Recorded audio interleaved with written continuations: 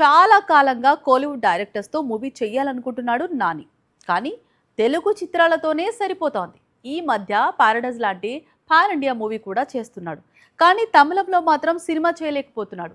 ఇప్పటికే ఇద్దరు తమిళ దర్శకులతో చేయాల్సిన ప్రాజెక్టులు హోల్డ్లో పడ్డాయి.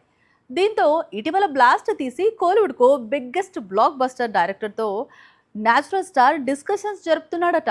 నాని అంటే ఒకప్పుడు ఏడాదికి 3 చిత్రాలు విడుదల చేసేవాడు. కానీ ఇప్పుడు ఏడాదికి ఒక్క సినిమాను కూడా విడుదల చేయలేకపోతున్నాడు. ఆగస్టు 21న రిలీజ్ కావాల్సిన పారడైజ్ సెప్టెంబర్కు పోస్ట్ పోన్ కానుందని జోరుగా ప్రచారం సాగుతోంది. పారడైజ్ తర్వాత ఏంటి అంటే నాని పరిస్థితి కొంత కన్ఫ్యూజన్ గానే ఉంది.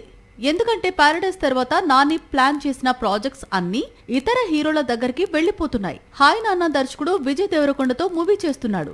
ఇక సుజిత్ కూడా ఓజీ 2కు వెళ్తున్నాడని టాక్ ఉంది.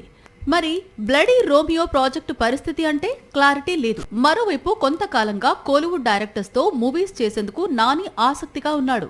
ఇందులో భాగంగానే డాన్ డైరెక్టర్ సివి చక్రవర్తితో మూవీ చేయాలనుకున్నాడు. కానీ కుదరలేదు. ఆ తర్వాత జై భీమ్ దర్శకుడితోనూ చర్చలు జరిపాడు నాని. కానీ ఇది కుదరలేదు.